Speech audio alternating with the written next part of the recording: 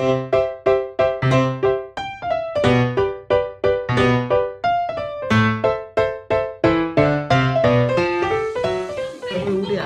Morning বন্ধুরা, সবাই কেমন আছো? নিশ্চয়ই ভালো আছো। তো ভালো থেকো, সুস্থ থেকো।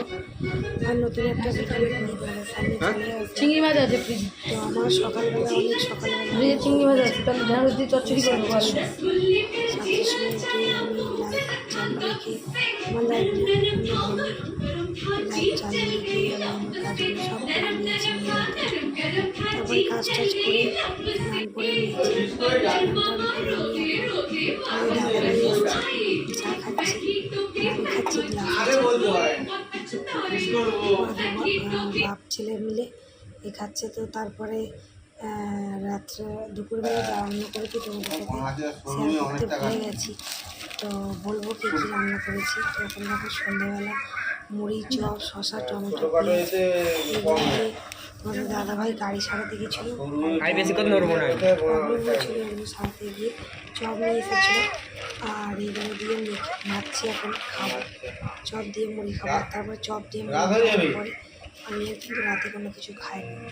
আর এখন একবেলা দুবেলা রান্না একসঙ্গে করে রাখছি। আর ভাতটা শুধু রাত্রিবেলা করে করছি, বাকি তরকারি করে রেখে দিচ্ছি। মামন দেখো, ও তো বোঝে না, ও ভাত বলো যা বলো ওর হাতের কাছে দিলে ফেলবে আর খাবে। খেতে তো চায় না একদমই। তো মুড়িটা মাছি তোমাদের দাদাভাই আবার ডিউটি যাবে, আর মুড়ি আর চা খেলাম। তো তারপরে মাথায় একটু ব্যথা লাইভে আসলাম। হাই বন্ধুরা, সবাই কেমন আছো বলো? নিশ্চয়ই ভালো আছো, ভালো থেকে সুস্থ থেকো।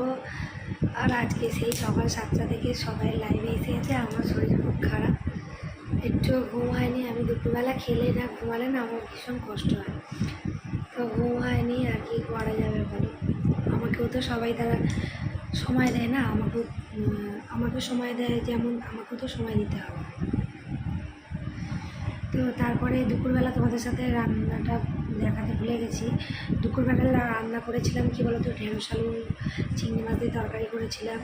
আর কালকে পুঁই শাকটা ছিল, আম ডাল করেছিলাম, আর বিট ভাজা করেছিলাম। তারপরে কি বলো তো, আর এখন তো অনেক সকালবেলা করে উঠছি, অনেক সকালবেলা করে উঠে আগে আমি স্নান করে নিয়ে পুজো টুজো দিয়ে তারপরে রান্না বসি। তাহলে আর কি হয়, বাসি কাপড়টা একটা ছাড়ানোর ব্যাপার থাকে না। একটা নাইটি ছেড়ে আবার একটা নাইটি পরতে হয় না। কি হয়, ওইটা স্নান করে রান্নাঘরে ঢুকলে একেবারে ভালো জামা কাপড় পরলে, পরিষ্কার জামা কাপড় পরে রান্নাঘরে ঠাকুরটাও পুজোটাও হয়ে যায়, বেলা করে স্নানটাও করতে হয় না। আর স্নান করে রান্নাঘরে ঢুকলেও খুব ভালো, তাই না বলতো? একটু নাইটি আর নোংরা হয় না। তো যাই হোক, তারপরে দাদাভাই এখন সকালবেলা করে বাজারে এনে আমাকে হাতের কাছে গুছিয়ে গেছে দেবে। এমনি আগে ও সবসময় আমাকে একটু হেল্প করে, অনেক হেল্প করে। আর গুছিয়ে গাছিয়ে দিয়েছে। তারপরে লাইভ চলছে, এদিকে লাইভ অন করে আমি এটা করছি ওটা করছি। মামুনকে স্নান করাম, মামুনকে 2-3 বার সারাদিন 2-3 বার করে খাওয়ানো হয়। তো ও কিন্তু কিছু খেতে চায় না, তবুও আমি অনেকক্ষণ বসে ওকে খাওয়াই, অনেকটা সময় ধরে ওকে খাওয়াই। অন রাখি, একবার আবার হাত তুলে দিই,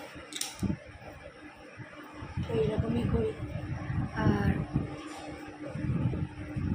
তো অনেক দিদিভাইদের আমার কাছে সময় দেয়, কিন্তু তাদের কী বলো তো, এমনই সময়ে যে যেতে পারি না। ওই জন্য বলছি সবাইকে এবার থেকে 30 মিনিট করেই দেবো, 1 ঘন্টা দেওয়া সম্ভব না, কারণ সবাই রেলওয়েতে যায়। তো ওই জন্য 30 মিনিট করেই দেবো এবার।